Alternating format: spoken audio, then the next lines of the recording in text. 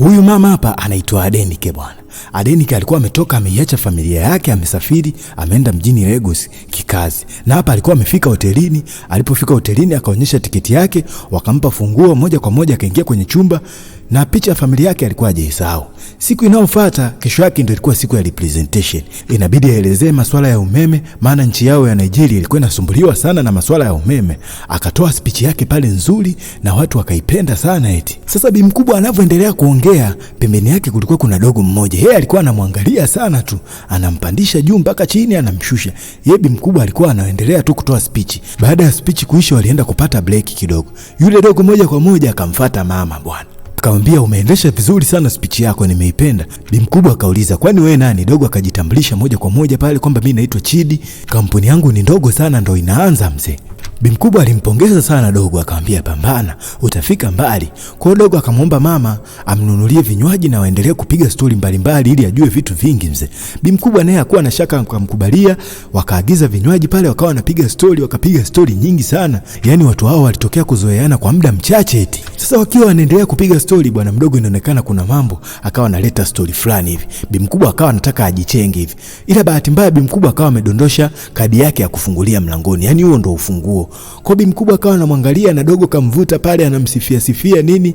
Bi mkubwa akawa anajichenga tu. Dogo akaokota ile kadi akasema yes, hii ndio tiketi ya kumpata. Kwa dogo akaokota ile kadi na akawa anampelekea eti. Baadaye wakakutana kwenye lifti, dogo akamsindikiza mama hadi mlangoni na wakawa wanaagana pale. Dogo akasema tu mimi chumba changu kipo hapo chini. Mwanamama akasema okay, kwa unaoneje tuingie ndani tukazungumza kidogo. Dogo akasema yes, hamna shida. Hata ungekuwa ni wewe mtazamaji kwa huyu mama ungekataa eti. Kwa dogo akawa amekubali pale, mwanamama akawa anafungua mlango, ila kuna kama hisia fulani zinawavuta eti. Moja kwa moja bi mkubwa kafungua zake mlango, wakawa wanaingia zao ndani mzee. Walipofika ndani, dogo alikuwa hana hata muda wa kupoteza, kamvuta mwanamama kamtia ukutani mzee. Yaani bwana mdogo amechangamka, akawa anautaka tu mchezo. Mwanamama naye hajawahi kutana na vitu kama hivi yani. Alikuwa anashangaa tu. Dogo akawa ni mabusu yani, anamramba tu mwanamama. Kilichofuata hapo mimi nadhani kila mtu anaelewa mzee. Asubuhi imefika yani, wote wamelala yani, kila mtu yuko hoi yani, afu wamekumbatiana. Mwanamama yeye alikuwa ajui kwamba hapa anaingia kwenye matatizo makubwa na familia yake, lakini sasa hao watu wawili wakawa wamezoeana sana yani, muda wote wanacheza tu yani, muda wote yani walitokea kupendana sana yani. Leo wakilala kwenye chumba cha huyu, kesho analala cha yule, kufanya kazi kidogo, mapenzi mengi, kuchezeana ndo yalikuwa mambo yao tu yani. Muda wote bwana mdogo yeye alikuwa anautaka tu mchezo yani. Walipendana sana yani. Sasa wawili hao walikuwa wanapiga picha yani. Hakujua kwamba hizi picha ndo zitakuja kuleta matatizo katika familia yake. Walikuwa wanapiga picha nyingi sana kwenye simu ya Chidi mzee. Baadaye wametoka zao auti, wako zao wanaruka huko mziki, yani hisia zikiwashika tu ni mwendo wa kwenda kukikirusha mzee. Sasa leo walienda kwenye geto la Chidi. Ile wamekitupa wamemaliza, bi mkubwa anaamka, akawa ameshtuka pale. Sasa bi mkubwa kama akili ndo zikaanza kurudi hivi, akachukua kila kitu chake, akawa anajichenga anaenda getoni kwake mzee. Ile asubuhi imefika, bi mkubwa akawa anajiandaa ili aweze kwenda kazini. Anapojiandaa pale akawa anajiangalia kwenye kioo huko anajiuliza maswali mengi. Na akawa anajiambia, anasema najua haikuwa akili yangu na siwezi kurudia tena. Sasa muda wa speech umefika, bi mkubwa akawa anaendelea pale anatoa speech, dogo anamkonyeza tu. Bi mkubwa akatoa speech yani amejieleza, imenyoka kweli yani. Makampuni tu yakawa anampongeza tu pale. Na mwisho wa semina yao ukawa pale mzee. Bi mkubwa moja kwa moja akawa amerudi zake nyumbani mzee. Kakutana na familia yake, wakampokea kwa furaha sana yani. Bi mkubwa ana amani tele yani, kama hakuna kitu chochote ambacho kilitokea mzee. Bi mkubwa alikuwa ana amani tele tu. Usiku ulipofika, mwamba alikuwa anautaka mchezo sasa. Na bi mkubwa alikuwa anamkataa tu, akawa anasema nimechoka sana na safari, naomba uniache nipumzike. Naye mwamba kweli alikuwa hana doubt, kwa kuwa bi mkubwa alikuwa ametoka safari, akamwambia uwe na usiku mwema mke wangu, pumzika salama eti. Asubuhi imefika, bi mkubwa amewahi zake ofisini, akawa anaongea na dereva wake. Mara ghafla pale kuna message ikawa imeingia. Ile message ni kama ilimshitua bi mkubwa, ila bi mkubwa akawa amejibu na akamwacha dereva wake aende bwana. Ile SMS sisi hatujaiona, ila ni kama imemshtua sana bi mkubwa. Baadaye akawa kwenye ofisi yake anarepresent sasa kile walichokijadili kule kwenye kikao alikokuwa amesafiri. Akiwa anaendelea na kikao pale, mara ghafla kuna SMS ikawa imeingia na ikawa imemtoa mchezoni kabisa. Mpaka jamaa mmoja akamuita, "Hey vipi, mbona hatukuelewi? Umeganda tu." Bi mkubwa akasema, "Sijisikii vizuri, naomba kikao kiahirishwe, nitarepresent siku nyingine bwana." Bi mkubwa akiwa amekaa zake ofisini, alichoamua ni kuiblock ile namba. Akiwa ameblock ile namba, mara ghafla ikawa imeingia SMS kwa namba nyingine mpya. Ikiwa inamwambia, "Mbona SMS zangu ujibu au ndo umeniblock? Mama akajibu moja kwa moja tu, alinyosha maelezo. Chidi, kile kilichotokea kule Abuja ilikuwa ni bahati mbaya tu, naomba uache mara moja. Afu bi mkubwa ile SMS akaituma tu. Ila bi mkubwa ilikuwa ni siku yake mbaya, maana huyu dogo alikuwa ameshaanza kumchezea, yani anamletea mazenguzi mzee. Haya, siku inayofuata bi mkubwa akiwa zake ofisini, mara akaletewa maua na barua iko pembeni. Maua hayo yametumwa na Chidi mzee. Bi mkubwa alivyoisoma ndo akawa amezidi kuchanganyikiwa tu. Akamwambia yule mfanyakazi wake, "Hebu hayo maua unaweza kaenda nayo tu, unaweza kampelekea mtu yoyote, hata mpenzi wako, au unaweza kaenda kuyatupa." Dereva naye akawa elewi, anamwangalia tu. Ikabidi aondoke tu. Hichi kitu yani kilikuwa kimeanza kumchanganya, yani kimemchanganya sana bi mkubwa. Akaichukua ile barua akaitupa tu kwenye dustbin. Hata akiwa nyumbani muda wa chakula bi mkubwa alikuwa anashindwa kula mzee, kwa sababu kile kitu kilikuwa kinampa sana mawazo. Naye Mwamba mume wake alikuwa ameshtuka hicho kitu, na wakimuuliza anakuwa hana cha kujibu, anajikanyaga tu. Yani muda wote bi mkubwa yeye alikuwa na stress yani. Chidi anamchanganya, Chidi yeye anamtaka, bi mkubwa hataki, yani anahisi ilikuwa ni bahati mbaya.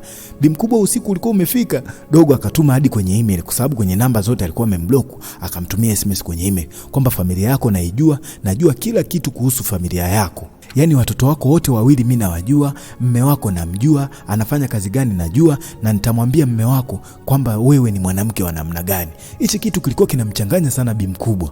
Leo bi mkubwa ametoka ofisini, anamuona kama Chidi yule kule kwa mbali. Akiwa anamsogelea, mara ghafla anaona kama hayupo. Yani bi mkubwa ni kama anaona maruelue hivi. Akawa ajielewi tu. Bi mkubwa akasema, huenda nimechanganyikiwa. Yani hiki kitendo kikawa kinajirudia siku baada ya siku. Kila siku anamuona yule pale, akitaka kumsogelea Mwamba anakuwa amepotea. Yani bi mkubwa inakuwa ni kama mawenge tu. Bi mkubwa sasa siku amekaa ofisini, mara ghafla akaletewa barua. Kufungua ile barua anakuta ndani kuna picha bwana. Picha alizokuwa anapiga na Chidi wakiwa kule Abuja kwenye starehe. Afu na kwenye hiyo barua kuna ujumbe umeambatanishwa kwamba siku ile ulionekana mzuri sana na nina picha zako nyingi tulizopiga na usitake nizipeleke kwenye mikono mibaya. Afu kisha akatumiwa na video bwana, walivyokuwa mlangoni pale wana kiss eti. Kumbe dogo alikuwa amerekodi kila kitu. Hivyo vitu sasa mwanamama vikaanza kumchanganya, yani ndo akawa amechanganyikiwa zaidi, haelewi kitu yani mzee. Haya, usiku wa Denike akiwa amelala, mara ghafla email ikaingia. Mpenzi, najua umeblock namba yangu, ila mimi niko karibu na wewe, yani zaidi ya unavyofikiria. Yani mimi niko karibu yako. Bi mkubwa akawa anaamka ili aende kuchungulia nje mzee. Kumbe kweli Mwamba yuko nje na amekaa na itazama nyumba ya bi mkubwa tu muda wote. Huyu dogo ni kweli amezamilia eti.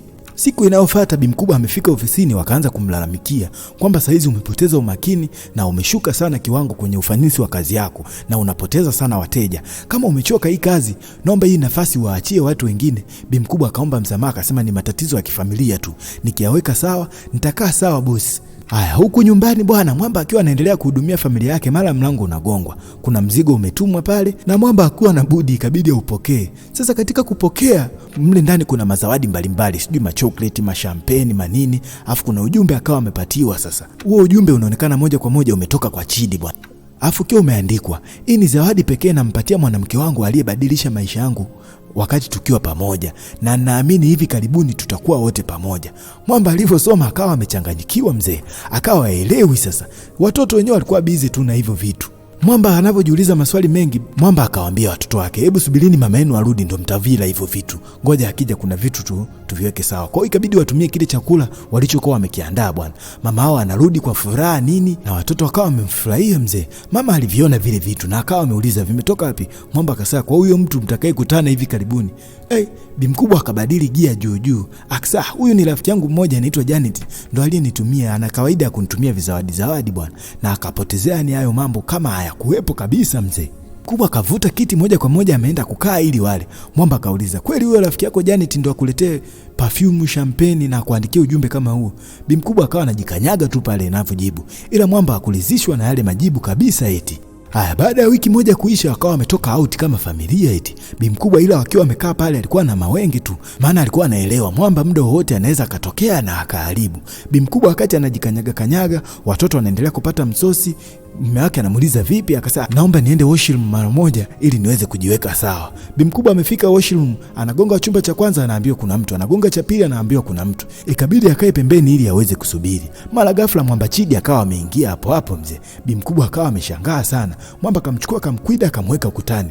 Akisema kuondo ilikuwa dhamira yako unichezee tu afu kisha uniache eti mimi najua kila kitu kuhusu wewe. Najua watoto wako wanaposoma, najua watoto wako wanapoenda kucheza, najua kila kitu kuhusu wewe. Yani alimtajia hadi madarasa wanaosoma watoto wake. Akamtajia kuhusu mama yake. Akasema najua hadi mama yako anaposali, anapokaa. Yani najua kila kitu kuhusu familia yako. Kwa hiyo naomba ufuate kila kitu nitakachokuambia. Yani usijaribu kupindisha kitu chochote. Bi mkubwa akamuuliza, "Unataka nini wewe?" Jamaa akasema, "Mimi nakutaka wewe tu.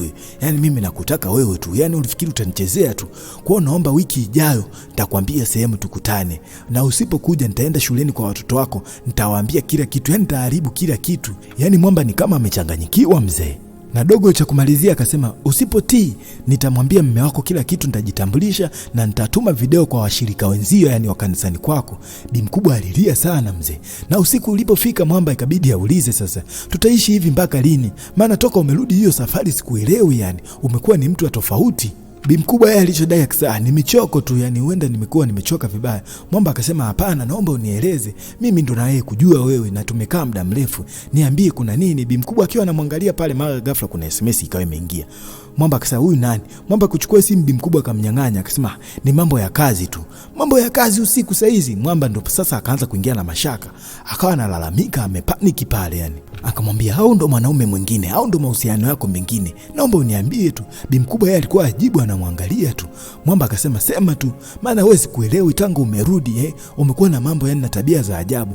Ila Mwamba baada ya kufikiria akakaa, akapigia mstari kwamba huyu Bi mkubwa ana mahusiano na mwanaume mwingine yani. Yani Mwamba alikuwa anawaza zile safari alizokuwa anasafiri bibi ni alikuwa anaenda kuchepuka tu na hazikuwa ni kazi. Na akamwambia, "Umefanya hivyo mara ngapi na umenisaliti mara ngapi?" Bi mkubwa ikabidi aseme ukweli tu.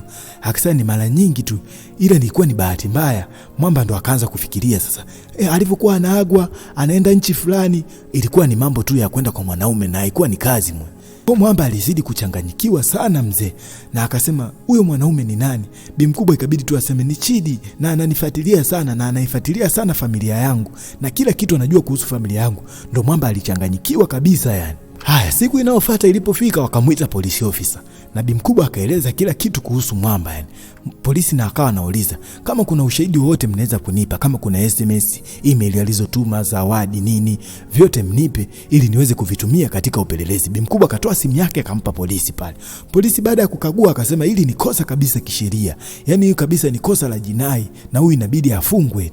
Haya, baadaye Bi mkubwa akiwa amekaa zake chumbani ana stress yani anawaza. Mara ghafla simu ya Chidi ikawa imeita, amepiga. Bi mkubwa akapokea. Na Mwamba akamwambia, "Mbona hujatokea? Na leo nilikwambia uje na haujaja." Bi mkubwa akamwambia, "Nimeshindwa kuja kwa sababu mahusiano yetu yaliyotokea kule Abuja yalikuwa ni bahati mbaya tu na hawezi kuendelea eti." Mwamba akaanza kumchimba biti akasema, "Hujui nina kila kitu chako mimi wewe. Ndakuharibia eti." Bidada akasema, "Nishamwambia mume wangu kila kitu, anajua kila kitu. Na polisi nishawaambia kila kitu, kwa anaelewa." Mwamba akasema, "Sasa kwa nini umefanya hivyo?" Yani Bi mkubwa akawa kama amemkata confidence hivi Mwamba. Wakiwa anaendelea kuongea, mara ghafla Mwamba kule kwenye simu yake inasikika, "Niachie, nimefanya nini mimi? Sina kosa lolote." Bi mkubwa ikabidi moja kwa moja akimbilia hadi sebleni. Mara ghafla na kule polisi officer anapokea SMS kwamba yule mtuhumiwa tayari tumeshamkamata. Mwamba akawa anafurahi tu pale. Na polisi ndo akaanza kuambia, "Leo si ndio ilikuwa siku ambayo itakiwa wakutane. Kwa mimi nilichoamua nikawa nimewatuma polisi waende kwenye ile hoteli, akati Mwamba anamsubiri bidada, wakaingia moja kwa moja kwenye kile chumba na kumkamata. Yani kiurahisi tu." Kwa akawa amefurahi sana pale mzee. Kwa Mwamba alichoamua ni kumchukua mke wake na kwenda moja kwa moja kwa mshauri wa saikolojia. Maana kama unavyoelewa, ikishatokea tendo kama hili mtu kusahau inakuwa ni kazi sana. Na Bi mkubwa akawa anaendelea kuwashauri pale, anawapa ushauri. Ila Mwamba alikuwa anakataa, kama yani ilikuwa ni ngumu kusamehe. Bi mkubwa akawa anamshauri, anasema, "Unaweza ukamsamehe bwana." Mwamba akawa anasema, "Ni sio kiurahisi hivyo. Naombeni basi mnipe hata muda niweze kupumzika tu ili niweze kusahau hayo mambo." Na mke wake akawa anamuomba tu msamaha, akasema, "Mimi niko tayari, nakubali kubeba adhabu yoyote eti kwa ajili tu ya kunusuru ndoa yangu." Na yule mama akawa anaendelea kuwashauri, na Mwamba alichoamua tu akasema, "Naomba nipewe muda nipate kupumzika ili niweze kuweka akili yangu sawa eti." Bi mkubwa naye akukataa, akasema sawa, unalotaka wewe ni sawa tu.